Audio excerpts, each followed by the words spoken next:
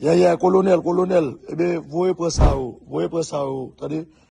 Now, a video has surfaced of a man that was flaunting a cache of ammo in Haiti, and in his conversations through the phone was giving the signal that that cache was heading to a particular gang. It was still on transit, heading to a particular gang, and was talking to a gang leader of how he will get that cache of ammo.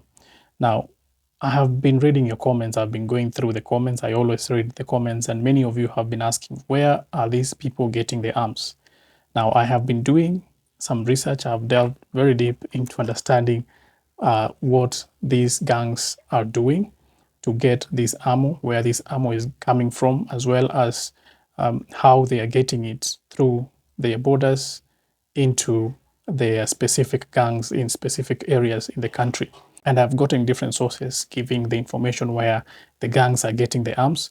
And in this video, that is what I am going to major on to discuss, where these gangs are getting the arms, and the conversation that this guy was also speaking about to his perceived buyer, or the person that was getting these arms, seemingly a gang leader in Haiti that was getting all this cache of munitions, and was even specifying the guns that will be used for this particular ammo.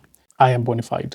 If you haven't subscribed yet, kindly subscribe and hit that notification button so that when I release anything regarding Haiti, as we are following up on what is happening in Haiti, you will be notified as soon as possible. Now, as I have said, many have been asking, where are these arms coming from? We know very well that Haiti doesn't produce any arms. It doesn't make guns, it doesn't make bullets. But it seems that many of these gangs do not have a problem in getting the guns and bullets because we see them in numbers. Many of these gang leaders, when they are giving their speeches with journalists or YouTubers going to visit in their particular places, you'll find them having conversations with these particular YouTubers or journalists, and behind them there will be people wielding guns, many of them.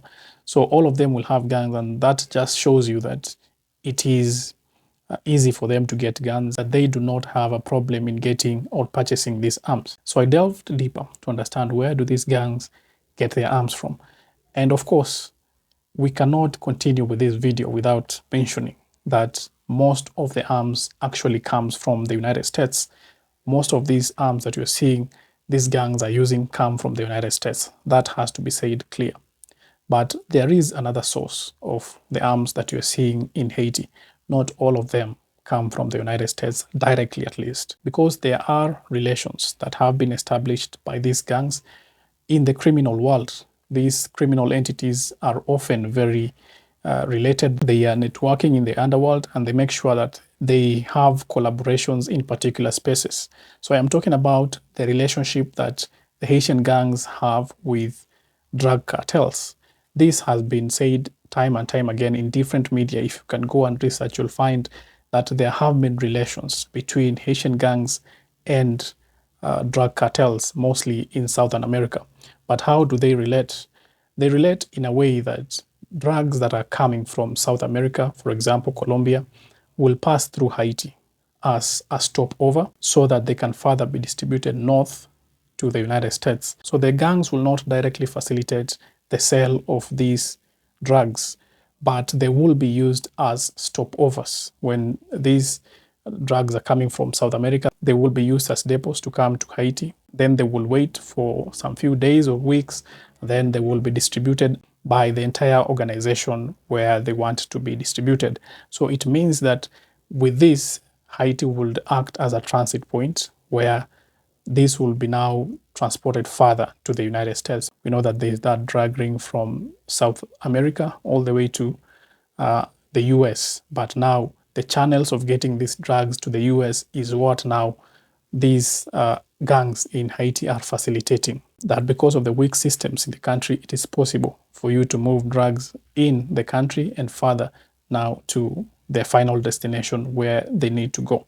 So in that exchange, what these gangs are getting are money and arms. They are paid in terms of money and arms, and that is the route apart from the United States. That is the route that you will find if you do a lot of research online. That is the route that you'll find that is very viable that these gangs are using to get arms in their country.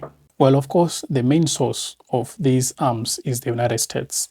And I'm going also to explain how they get these arms from the United States through different means. Well, Haitian gangs cannot go to manufacturers, arms manufacturers in the United States and present themselves and say that we are Haitian gangs and need guns. They will not. They will not get the guns. The manufacturers will not sell the guns to them. So what happens is that they use proxies. They can use third parties in what is referred to as strawman purchase, where a licensed person will go to buy these arms, and then this licensed person will sell these arms to another person who will now sell to the Haitian gangs. So that is by far the main way or operation of how these gangs are getting their guns from the United States, through third party. Someone licensed goes and buy the number of arms they want, then that licensed person sell to another person because there are no checks from there. Then that person will now sell the arms to the Haitian gangs. Another way that they are getting these arms is through the Dominican Republic. There are some smugglers that use the Dominican Republic route to smuggle these arms to Haiti through the porous borders of Haiti and the Dominican Republic. If something is coming from the Dominican Republic, it's quite easy for it to enter Haiti. Well, largely, these gangs will use the sea as the main route to facilitate the transport from the United States all the way to Haiti. And they can be hidden in normal goods like toys and everything that is being transported from the United States to Haiti. And in between this, they will have their arms that will be smuggled directly into the country to facilitate whatever these activities the gangs are doing. It is also important to note that Haiti is a big country. And there are places, there are jungles in Haiti that not many are familiar with. Many people don't stay in these sparsely populated areas. So they sometimes use air as a means of transport of these smuggled arms from the United States or particularly different places. And by the way, they like to use states that have lax laws when it comes to guns or gun sale. For example, Florida. And it happens that Florida is actually the state that is nearer to Haiti. So a plane can leave a particular place in the United States and land in Haiti and deliver the goods immediately and then leave the Haitian airspace without being detected. Again, it is because of the weak systems in the country that facilitate all these to happen, because if they had stronger systems, then such smuggling will be a bit difficult to undertake, but it happens. So these are the ways that these Haitian gangs are getting the arms. I cannot end the video also without mentioning the fact that just a few years ago, the government was also complacent in the trafficking of arms into Haiti. There were people high in government offices who were facilitating the smuggling of arms into Haiti. There are some senators that were even sanctioned by the United States because of cases of smuggling of arms into Haiti.